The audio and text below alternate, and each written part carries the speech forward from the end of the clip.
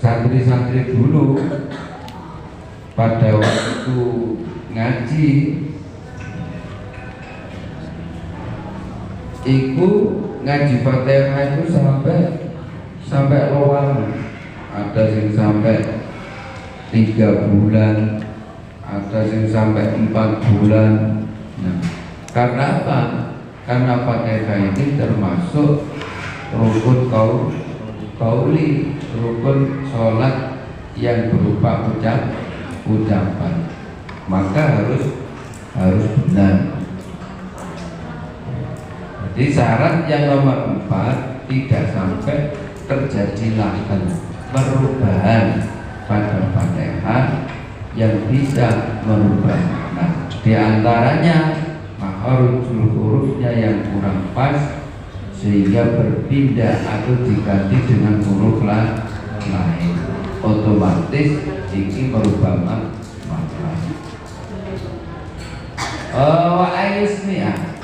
Wa ayusmi alam yanto krungu sapa wong nafsahu ing awak dhewe ne wong ira ataha ing maca Fatihah.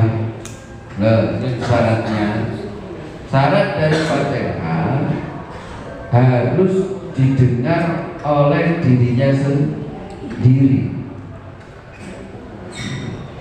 Nek dari seluruh mulai Bismillahirrahmanirrahim nyampe waladhdallin iki harus didengar dirinya sendiri. Iki batas minimal. Nah, itu nanti kok tidak didengarkan, tidak terus dibatin saja, ya Fatihah tidak sah. Atau sebagian ayat saja yang dibaca, sebagian dibatin. Nah, nanti kok tidak diulangi dan dia ngerti, ya, itu bisa membatalkan sholat. Tidak bisa, karena sholat itu apa? Sholat itu bukan aliran kebatinan, jadi harus dibaca. Kemarin saya sampaikan jadi sholat itu qaulun atau aqwalun wa af'alun muqtatamatun bitakbir, ya, ditakbir kemudian diakhiri dengan nanti aqwal, ucapan. Oleh karena itu di dalam membaca Fatihah agar sesuai dengan konsepnya berupa ucapan, maka ucapan yang namanya ucapan itu harus bisa didengarkan oleh siapa? Minimal oleh dirinya sendiri. Iku nek sholat dhewe atau sholat yang memang tidak disunahkan mengeraskan suara. Nah,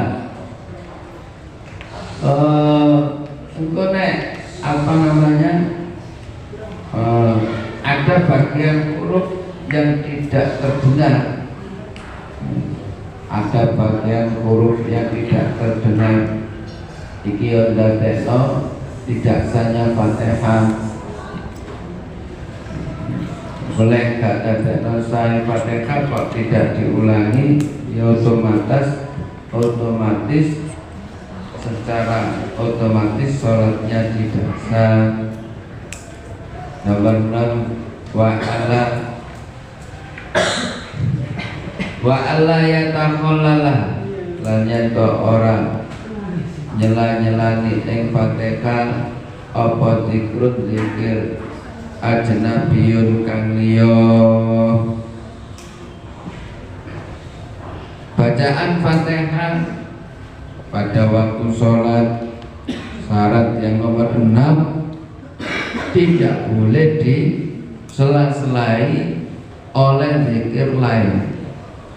Contoh, waktu sholat enek wong wahid, jadi ada wong wahid, ya, sampai ada wong wahid wajib, alhamdulillah, sampai bungano yarhamu Allah iki gak boleh, karena itu termasuk zikir lain.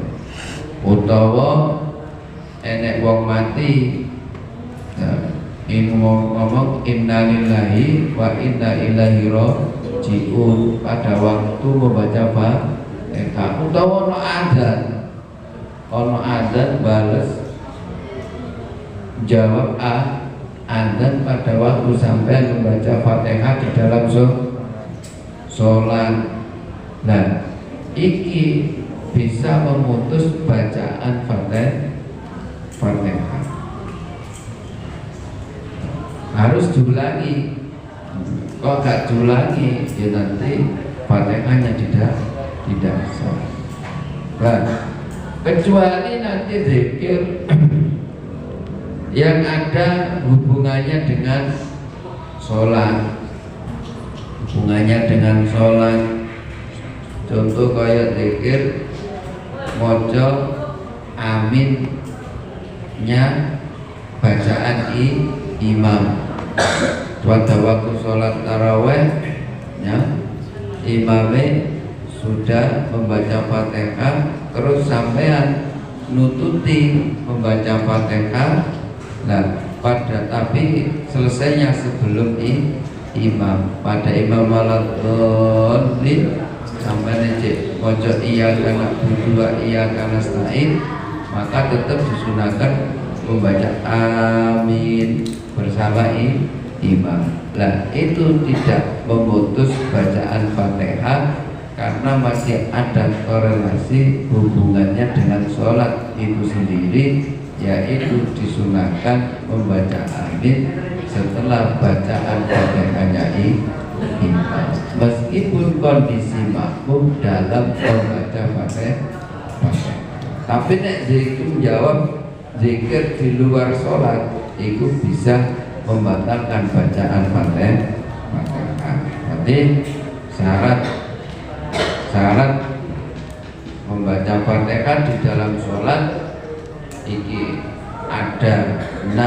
Pertama, iki harus tertib itu berurutan mulai ayat 1 nyampe ayat 7, tidak boleh berbolak-balik. Ayat 5 dulu 1, kembali lagi 6. Nah, terus yang kedua muwalah, terus menerus berkesinambungan bersambung, tidak boleh diputus bacaannya. Kemudian menjaga tasdid-tasdidnya, mura'atu tasdidi. Kemudian ada ulangni al-muqili bil makna, tidak ada hal-hal yang mencederai atau merusak bacaan Fatihah yang sampai bisa merubah makna dari Fatihah tersebut.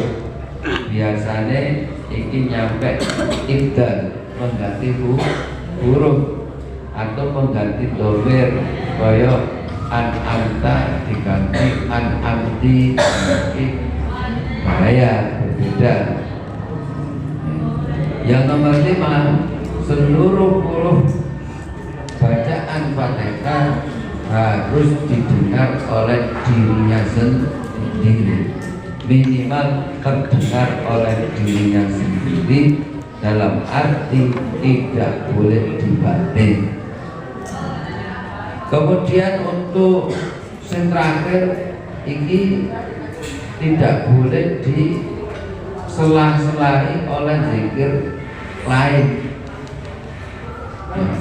tidak boleh disela-selai oleh zikir di luar Fatihah, zikir di luar sholat yang tidak ada hubungannya dengan sholat. Boleh ada hubungannya seperti membaca amin, itu boleh. Bismillahirrahmanirrahim. Syurutur ruku'i utawi pira-pira syarat ruku.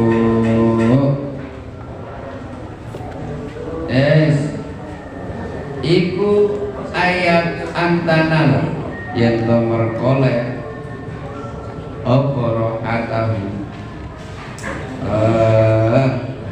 tapak tangan lorone wong, tapak tangan lorone wong rubataini dengkul lorone wong.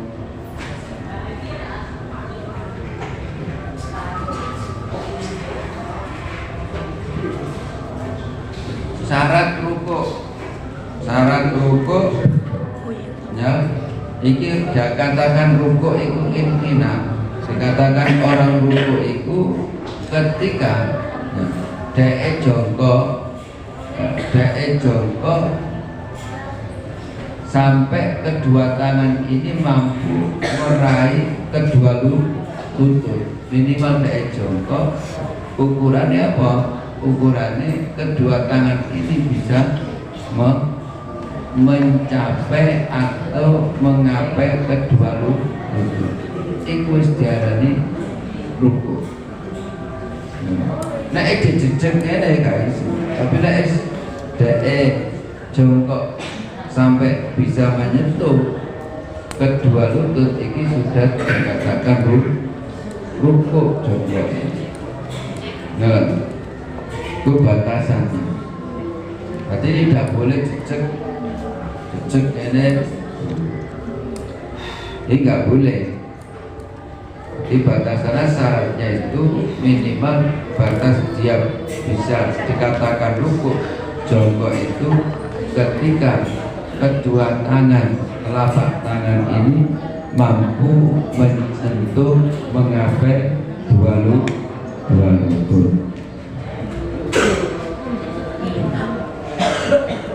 Bismillahirrahmanirrahim. Wa ala yarfa lan orang angkat sapa wong aklahu ing anggota dhuwure wong, aklahu ing anggota dhuwure wong, maksudnya kisirai wayak pido lan yento orang ngedunaken sapa wong ajuzahu ing bokonge wong, ajuzahu ing bokonge kaya kemulan yento dingenaken sapa wong sadrahu ing dodone wong. Syarat yang kedua ya, syarat yang kedua kepala ini sebaiknya tidak boleh diangkat. Jadi jongkok ini, kemudian posisi pantat ini harus lebih rendah. Terus mari dulu, maksudnya letter L ya.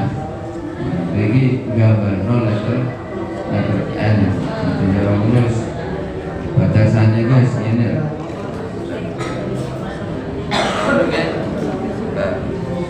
Jongkok itu dikatakan rukuk jongkok. Sekira ngene iki wis iki tangan sudah bisa meraih kedua lutut. Ini dikatakan rukuk atau jongkok.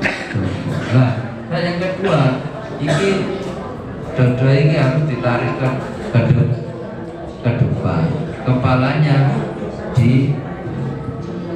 direndahkan.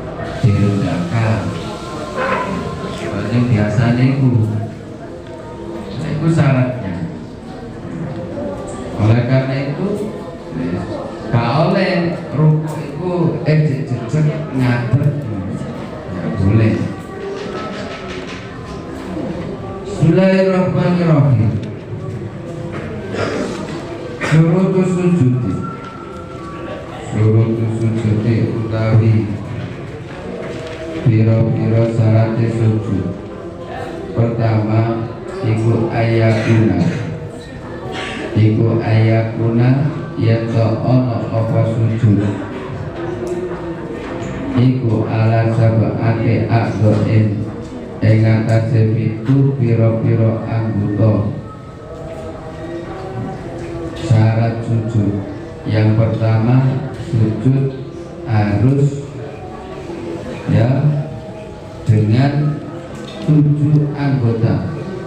Yang pertama adalah kening, kemudian kedua dan ketiga ini kedua tangan, keempat dan kelima ini kedua lutut, keenam dan ketujuh ini kedua telapak kaki yang dalam. Ini 7 anggota tubuh di dalam sujud harus menempel di tempat sholat. Jadi kening, kedua tangan, kedua lutut, dan kedua telapak kaki yang dalam. Kedua telapak kaki yang dalam. Jadi kalau ini sebagai kududiano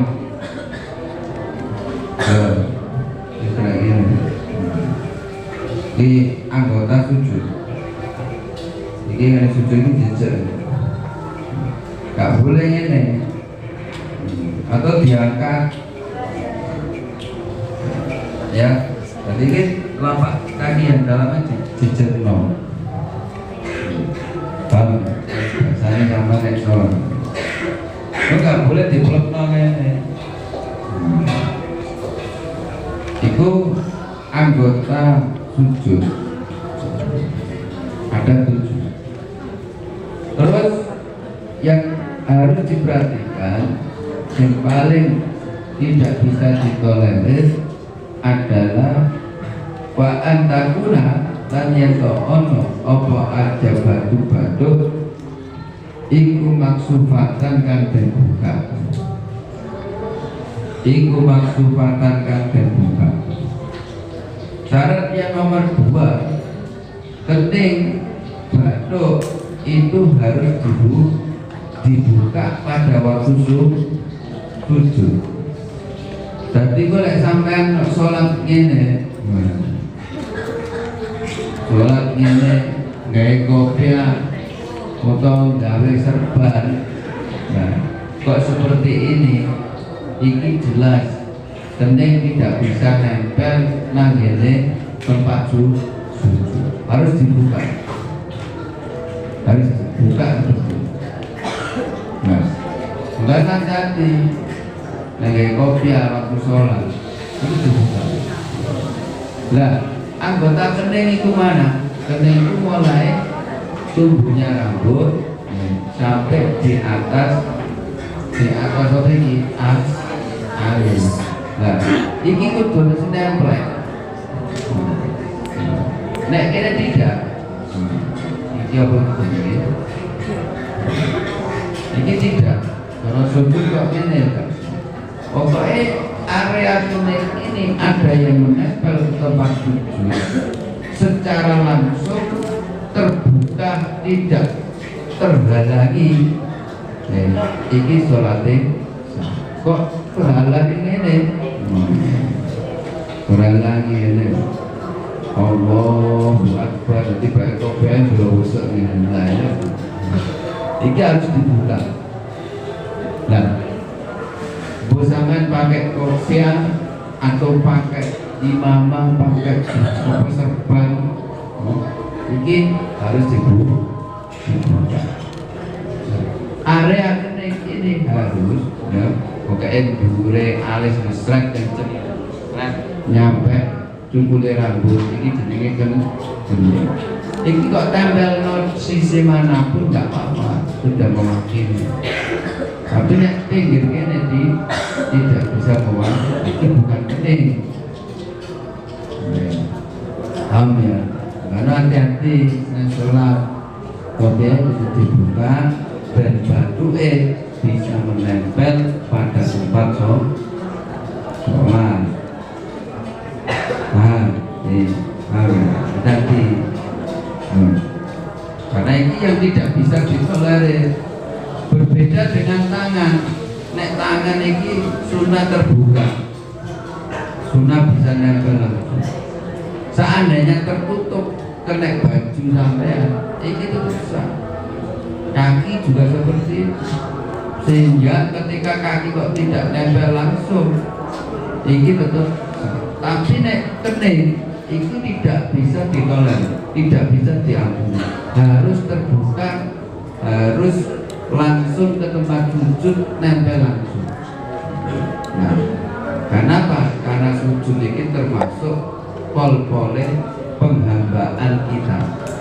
Jadi wajah kepala yang ini sangat terhormat, ya, terhormat ini di hadapan Allah di bentuk bentuknya kayak nyembah Gusti.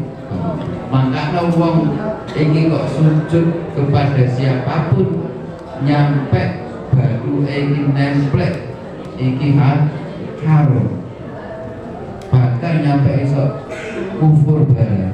Nggak boleh sujud nemplek no batu di hadapan makhluk, ini tidak boleh kecuali hanya kepada Allah. Kita memberikan penghormatan kepada siapapun tidak boleh sampai sujud. Iki iso syukur pada siapapun nggak boleh. Yang biasa. Terus saliman dengan guru, dengan kiai, ya wes ini biasa. Orang sampai itu malah kebablasan. Nggak boleh haram. Karena sujud itu derajat sujud nempel no batu ke tempat sujud ini hanya boleh kepada Allah. Takdir-takdirnya kita kepada guru, kepada orang tua tidak boleh sampai sujudnya haram. Paham ya? Karena itu ini khususnya kendengnya batu iki harus apa jenenge maksumatan. Bismillahirrahmanirrahim. Wa alla yasjuda lan yanto ora sujud sapa wong ala syai'in ing atase suwiji-wiji yataharraku kang dadi oba-oba apa sek biharokatihi kelawan oba-obai wong. Syarat sujud yang nomor 3, orang yang sholat tidak boleh sujud kepada benda yang bersambung pada dirinya ketika bergerak ikut bergerak. Tapi seumpamane sampean duwe sing sering ya, nek sampean gawe apa iki? Serban.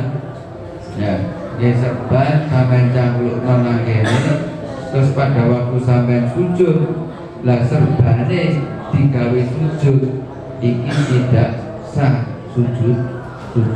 Karena apa? Karena serban ini termasuk pakaian yang ikut bergerak pada waktu kita melakukan gerak. Makanya sunai wong gawe serban nek salat itu serbannya dicepot didelen ngarepe terus digawe sujud, tidak dipakai. Itu delek digawe apa? Digawe nenger ini. Boleh dipakai itu bagi yang tidak gak gawe klambi, jadi tidak gawe. Ketika dia itu hanya menutupi lutut dengan pusar, maka budak ini sunat dicangkloi sesuatu dicangkloi kain apa.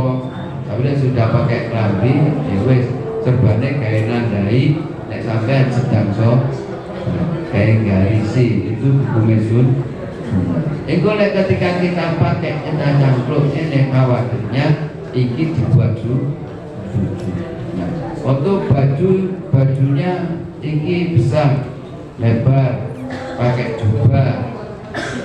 jubah wong Arab itu, ya, lengannya kau gede, akhirnya di pas sujud digawe sujud bajunya. Nah itu tidak tidak boleh. Nah, benar tadi. Itu teknis sujud, ya. Teknis sujud yang pertama syaratnya harus menggunakan harus ada 7 anggota yang menempel pada tempat sujud. Nah, yang pertama iki kening harus terbuka. Yang kedua kedua tangan. Yang ketiga kedua lutut, ya. 4-5 kedua lutut. Kemudian 6-7 kedua telapak kaki yang nah, ini kok turunnya apa? Ketika turun sujud disunahkan bagaimana? Ini disunahkan lututnya dulu, lutut dilek-blek, mari ngono baru kedua tangan, kemudian baru keningnya. Cara sampai langsung batuknya dhisik ya gak apa-apa. Balik ya gak masalah. Tapi sunahnya ini lututnya dulu blek, kemudian kedua tangan, kemudian ke kening, terus kaki ya dipanjat dipancane ke wong Jawa. Nah, untuk laki-laki ini disunahkan apa? Sing dada dibuka, jadi sing dhuwur, jejak akhirnya. Yang jawab prakteknya, baik.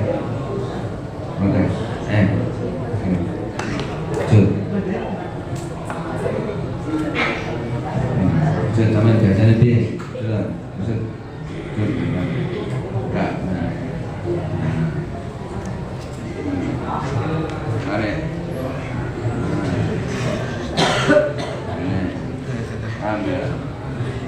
Ini iso seluruh jarinya. Ini kebukaan. Nek wedok, paham ya? Nek wedok ini dikempit mau ngene. Tapi masih dukung iso sret iki wedok. Lek ngene kok lanang ngene. Lek gandu.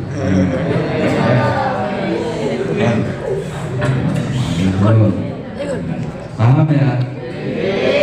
Itu kudu dikempit, kudunya kuku masih iso. Karena untuk menjaga kekhusyukannya. Zaman kan orang duwe buka. Itu teknis sujud. Bismillahirrahmanirrahim. Rukun sholat sudah selesai. Bismillahirrahmanirrahim. Sunan sholat. Saiki ganti sunah sholat. Sunan sholati utawi iki ku nerangaken pira-pira sunah-sunah sholat. Sunan sholati utawi pira-pira sunah sholat. Utawi pira-pira sunah sholat qabla dukhuli ing dalem sadurunge manjing biha ing dalem sholat iku al-adanu adan iku al-adanu adan lis sholawati krono are piro-piro sholat al-khomsi kan limo fisafari ing dalem tingkal lunga wal hadori lan ing dalem omah. Syaratnya ba'da dukhulil wakti ing dalem sakuse manjinge waktu. Ing dalem sakuse manjinge waktu. Kesunahan sholat yang pertama yaitu sholat sunnah sebelum melakukan sholat. Yang pertama adalah azan. Azan ini disunahkan pada sholat fardu 5 waktu, baik oleh melakukan di dalam perjalanan ataupun di rumah ataupun di rumah. Lah, selain sholat 5 waktu ini tidak disunahkan. Nah, sholat hari raya, Idul Fitri, adzan dhisik gak sunah. Karena adzan itu hanya disunahkan untuk melakukan sholat fardu. Nah, yang kedua, keabsahan adzan ini nanti mendapatkan kesunahan ketika sudah masuk waktu sebagai pertanda untuk mengajak melakukan sholat atau pengingat untuk melakukan sholat berjamaah bersama, baik di dalam perjalanan ataupun di rumah. Nah, selain sholat wajib ini tidak disunahkan. Nanti disunahkan sholat jamiah, sholat duha berjamaah, sholat jamiah, untuk sholat raweh, jadi itu seluruh. Pokoknya ajaan untuk melakukan sholat. Nek sholat tarawih kok sampeyan niku sing dinekno bilal. Nah iku sunah hukumnya, karena gak disunahkan adzan. Kalau tarawih adzan sik ora. Adzan ini hanya disunahkan ketika melakukan sholat fardu. Illa fi subhi angin ing dalam sholat subuh. Fa innahu mongko sak temene kelakuan.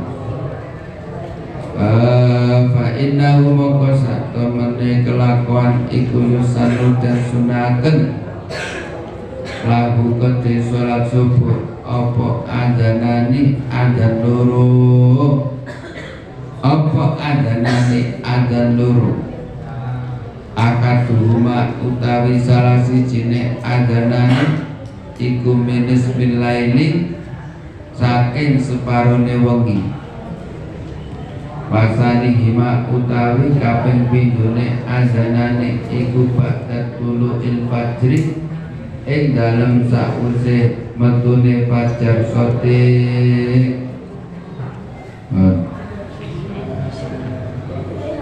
Kecuali nanti apa sholat subuh.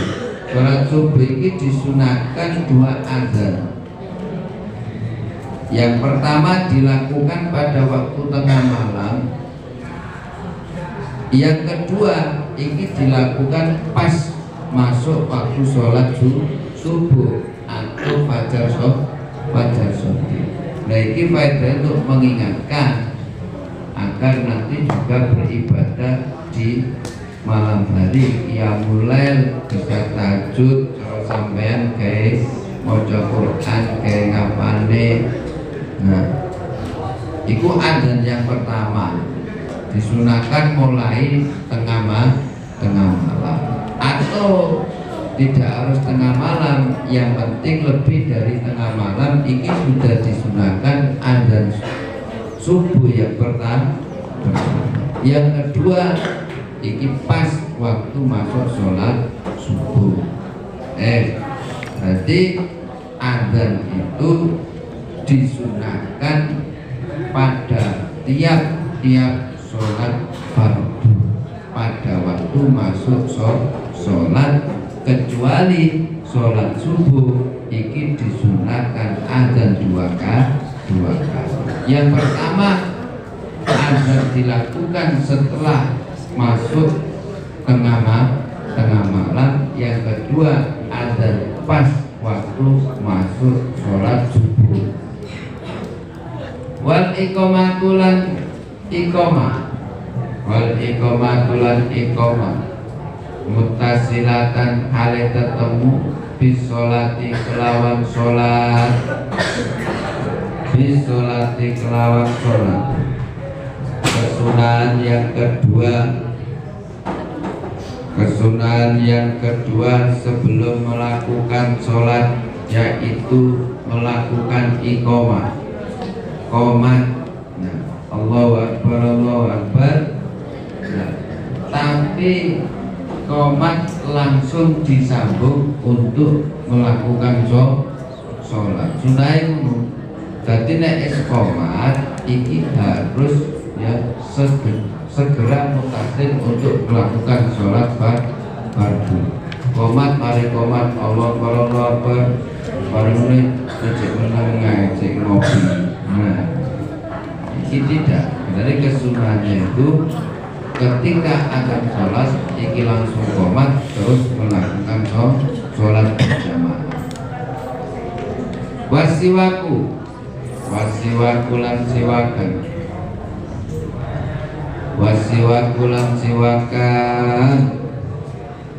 Wa utawi siwak iku sunatun sunnah. Iku sunatun sunnah. Bikule waktin ing dalem saben-saben waktu ne salat illa ba'dal zawali aning ing dalem sausi lengsire srengenge lisaumi kedhe wong kang poso. Kesunahan salat yang selanjutnya sebelum melakukan sholat iki disunahkan bersiwak. Nah, aslu sunnah bersiwak itu menggunakan kayu arok. Nah, kayu arok, kayu dari kayu siwak dari Mekah itu dari Timur Tengah. Lah, iki sunnah setiap akan melakukan sholat, baik sholat fardu ataupun sholat sunnah, iki disunahkan untuk melakukan siwakan. Lah, kecuali iki hukum makruh, kecuali pada waktu puasa. Nah, puasa iki kok dimakruhkan siwakan ketika sudah tergelincirnya matahari. Berarti ketika sudah masuk waktu sholat zuhur. Itu naik masih pagi hari itu masih disunahkan. Yang penting tidak terlalu krok biasa. Nah, teknis apa siwak? Ya, siwak menggunakan kayu arok. Iki nanti bicara. Ada yang punya? Dari pondok pemane sampean iki kudu ya siwak iki ya wis sudah menjadi kebiasaan, karena siwak iki untuk faedah diantaranya adalah untuk mempertajam ingatan, nguatne hafalan. Sampean kudu gawe iki ya kudu membiasakan siwak. Di samping banyak faedah lain untuk kesehatan. Kemana sampai bidang hafalan, ini dibiasakan guys siwak. Sehingga kayu. Nah, siwak ini juga bisa dengan yang lain, tidak harus kayu arok, dengan sikat gigi boleh, tapi sampai diniati siwakan. Atau dengan baju sing kasar umpamane. Ketika kita siwakan menggunakan kayu arok, teknisnya iki cara sing cilik sing gede tak jendikan ngene, aja sak beteng nek gawe obuselit kan. Nah, sing gede ngene. Nah, kemudian bujuke iku dikelupas. Kulitnya dikelupas. Setelah dikelupas, ujungnya ini dicacam, diserabutkan.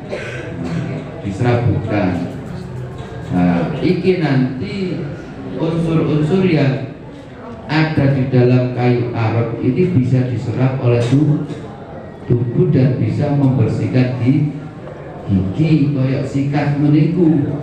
Nek bunder klotak-klotak ini, nah, paham ya? Itu teknis menggunakan siwak kayu arok.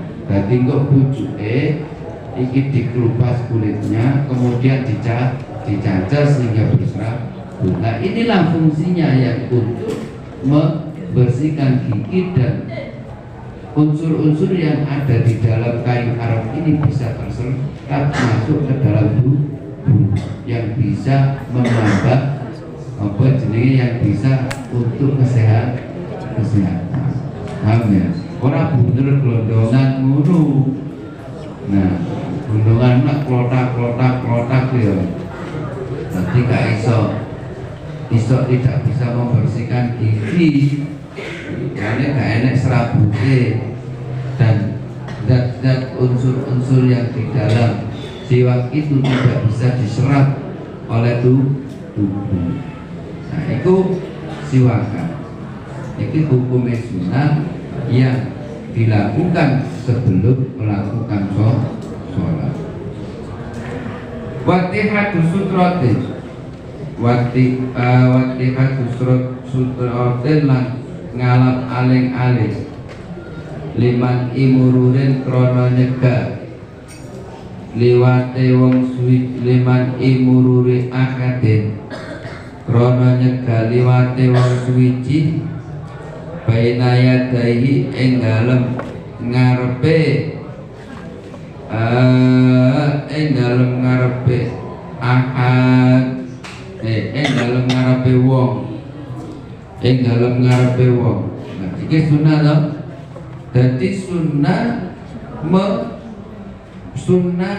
meletakkan ya, sutro meletakkan sesuatu yang menghalangi orang untuk lewat di depan kita pada waktu sholat.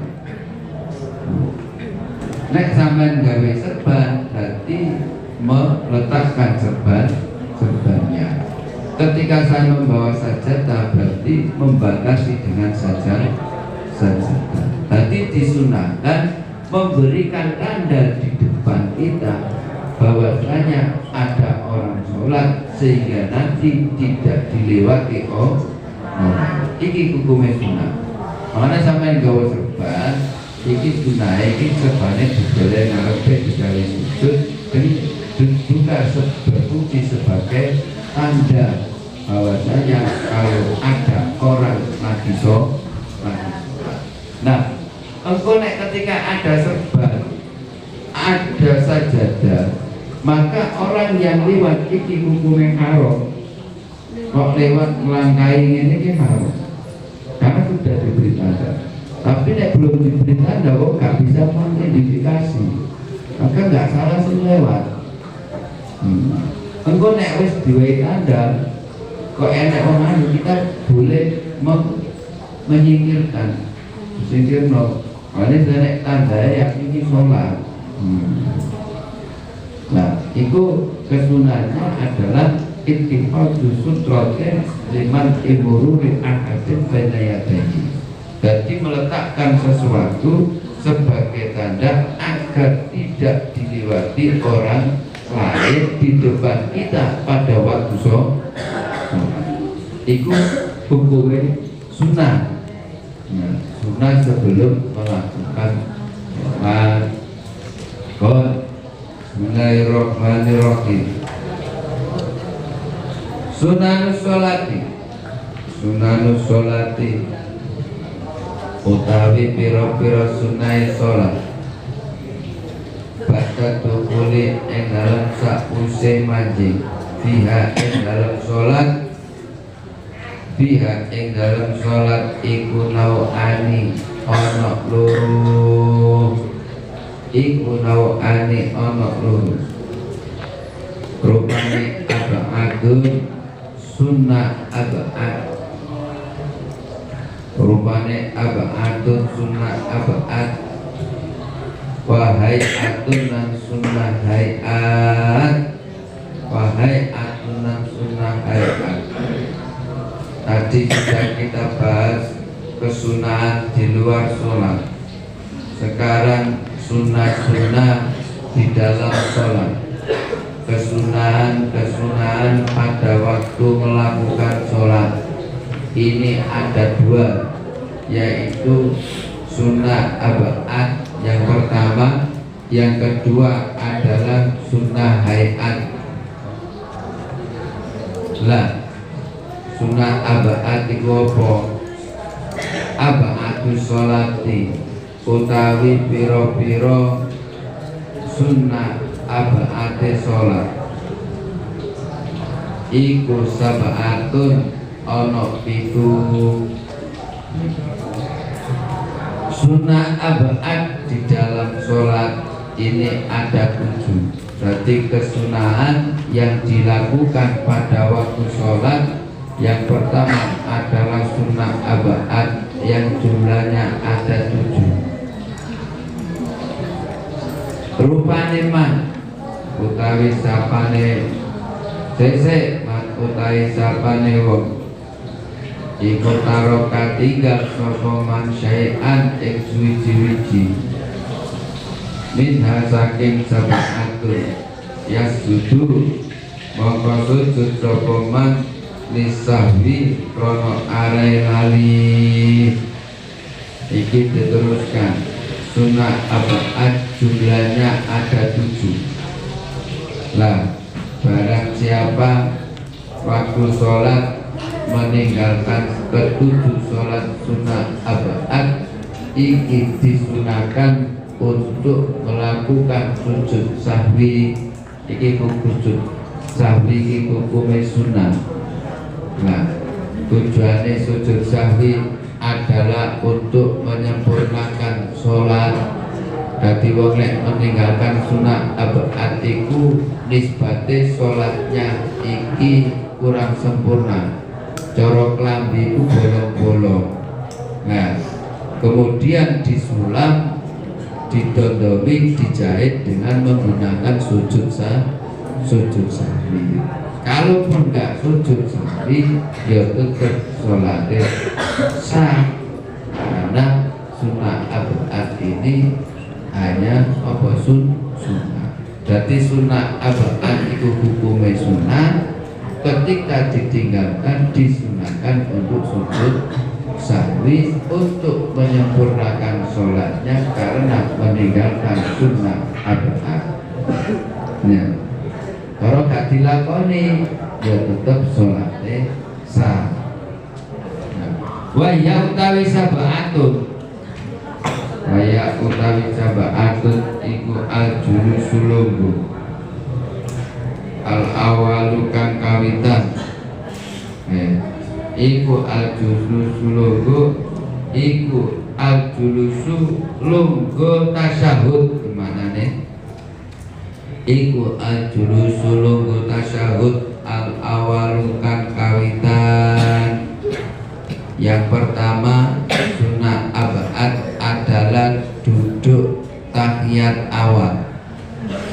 Iku hukumnya sunnah. Dene wong kok tidak melakukan tahiyat awal, iki disunahkan untuk sujud sahwi. Dene sampean melihat ada orang yang tidak ada tahiyat awalnya, iki ya ora apa tetap sholatnya sah karena duduk tahiyat awal iku hukumnya sunnah aba'at. Tapi bagi kita Syafi'iyah iki selalu dilakukan, bahkan nek lupa saja dituntut atau diperintah disunahkan untuk melakukan sujud sahwi. Jadi tahiyat awal itu bukan rukun sholat. Yang rukun sholat adalah duduk tahiyat akhir. Nek duduk tahiyat awal hukumnya sunnah aba'at. Nah, di dalam duduk tahiyat awal ini juga ada sunnah aba'atnya. Wa tasyahudu lan wa tasyahud. Wa tasyahudu lan wa tasyahud fihi ing dalem julusu al-awalu. Wes wassalatu lan maca sholawat ala nabi ing atase Kanjeng Nabi Muhammad fihi ing dalem julus al-awal. Lah sunnah aba'at yang kedua yaitu doa tasyahud awal. Iku hukume sunnah ab'ad. Jadi cara duduk tok, lungguh tok, tidak berdoa at-tahiyatul mubarakatus sholawatut thayyibatulillah. Iki nanti disunahkan untuk sujud sahwi karena dia tidak perlu melakukan doa tasyahud awal. Karena doa tasyahud awal pada duduk tasyahud awal iki hukumnya sunah ab'ad. Jadi duduk iki sunah ab'ad tersendiri, doa tasyahud ini juga sunah ab'ad tersendiri. Kadang-kalanya ada orang hanya duduk tahiyat awal tapi tidak berdoa tasyahud awal. Berarti dia mendapatkan kesunahan untuk sujud sahwi karena meninggalkan doa tasyahud awal.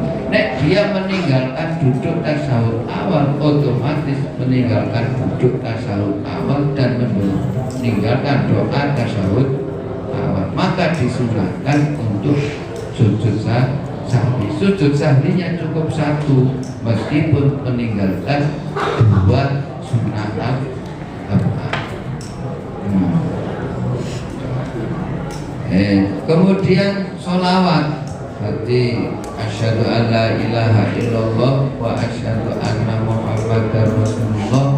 Allahumma sholli ala Muhammad. Nah, iki hukume apa? Sunnah ab'ad di tahiyat awal. Di tahiyat awal. Aneh. Tapi nek doa tasyahud, doa sholawat di tahiyat akhir keseluruhannya adalah rukun sholat. Kok tidak dibaca? Iki sholatnya batal. Nah, tapi di dalam tasyahud awal tidak hanya disunahkan sujud sahwi. Paham ya? Berarti sampai tidak usah heran. Sopomane enek salah satu dari golongan orang Islam yang ahli sunnah juga, cuma tidak melakukan tasyahud awal. Ya memang nggak apa-apa, karena itu memang sunnah. Di dalam tasyahud awal ada membaca sholawat.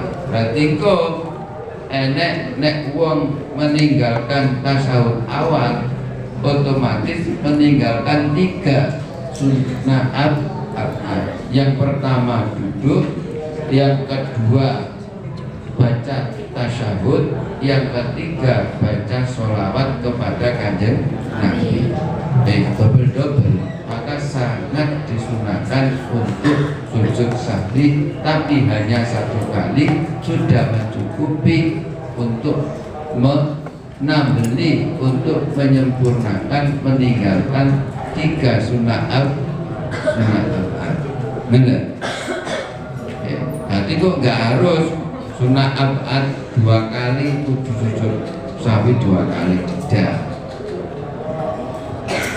Wassalatu lan maca sholawat ala nabi ala ali nabi ing atase keluargane Kanjeng Nabi Muhammad fi tasyahudil akhiri ing dalem tasyahud akhir. Fi tasyahudil akhiri ing dalem tasyahud akhir. Yang nomor 4, sunnah ab'ad adalah membaca sholawat kepada keluargane Kanjeng Nabi pada waktu tasyahud. Iku hukume sunnah ab'ad. Jadi mari asyhadu alla ilaha illallah wa asyhadu anna muhammadar rasulullah iku akhir doa tasyahud. Kemudian Allahumma sholli ala Muhammad wa ala ali sayyidina Muhammad. Di tahiyat akhir iki hukumnya sunnah ab'ad. Kok tidak dilakukan? Nanti disunahkan untuk sujud sahwi.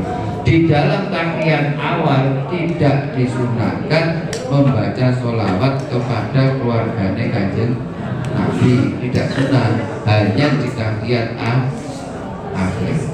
Bismillah.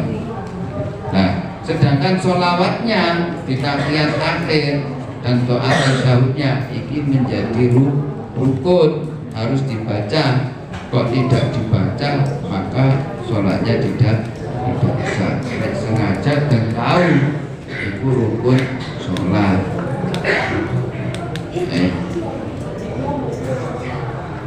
Yang nomor 5, wal kunutu lan kunut fi sholati subuhi ing dalam sholat subuh, wafil witri lan ing dalam sholat witir, wafil witri lan ing dalam sholat witir, wafil witri lan ing dalam sholat witir, finisfi ing dalam separuh al akhiri kang akhir min syahri Ramadana saking bulan Ramadan.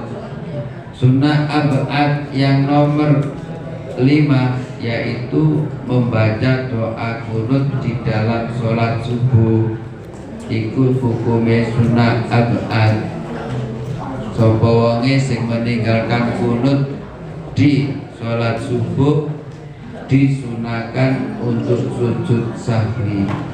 Kok gak sujud sahwi? Ya tetap sah sholatnya. Oleh karena itu kita tidak boleh mempermasalahkan sing iko baca kunut, sing iki gak baca kunut. Iki tidak perlu dipermasalahkan. Wong kunut iku hukumnya sunnah abad. Tapi bagi kita sebagai wong ahli sunnah wal jamaah, khususnya Nahdlatul Ulama, ini sangat menekankan untuk selalu berkunut. Cara gak kunut ya ora apa-apa. Dadi ora usah geger. Nah, usah geger gak kunut wae wis kaya gak tau ngaji ya. Nah, kunut hukumnya sunnah tetap selesai. Tapi sing apik ya dilakoni karena ini sunnah abad. Yang kedua, doa kunut di dalam sholat witir separuh di bulan Ramadan. Jadi nanti tarawih oleh 15 ini disunahkan membaca doa kunut. Iki hukumnya sunnah abad. Cara ora kunut ya gak apa, tapi disunahkan sujud sahwi. Cara ora sujud sahwi ya tetap sholatnya sah. Jadi surah usah geger.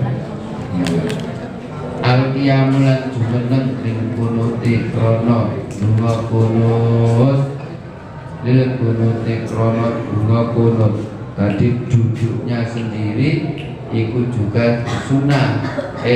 Berdirinya kunut, yang berdirinya untuk membaca doa kunut itu termasuk sunnah abad. Doa kunutnya itu juga termasuk sunnah abad. Nek wong tidak melakukan kunut ya, ini berarti meninggalkan dua sunnah abad, yaitu berdiri untuk kunut dan doa kunutnya. Ditambah meneh wassolatu lan maca sholawat ala nabi ing atase Kanjeng Nabi Muhammad wa alihi lan keluargane Kanjeng Nabi Muhammad wa sahbihi lan sahabate Kanjeng Nabi Muhammad fihi ing dalem kunut. Iki yang membaca sholawat kepada Kanjeng Nabi, kepada keluarganya Kanjeng Nabi dan sahabatnya Kanjeng Nabi pada waktu setelah melakukan doa kunut. Iki juga hukumnya sunnah abad. Nah, jadi nek wong nanti tidak melakukan kunut, iki berarti meninggalkan 1, 2, 3 sunnah abad. Itu KBB yang perlu diperhatikan. Sunnah abad ketika ditinggalkan ini disunahkan untuk melakukan sujud sahwi karena memang sangat dianjurkannya untuk melakukan. Makanya guru-guru sepuh dulu itu menisbatkan nek wong meninggalkan sunat abad dan tidak sujud sahwi itu nisbatnya sholatnya kurang sempurna meskipun sholatnya tetap sah. Sujud sahwi wallah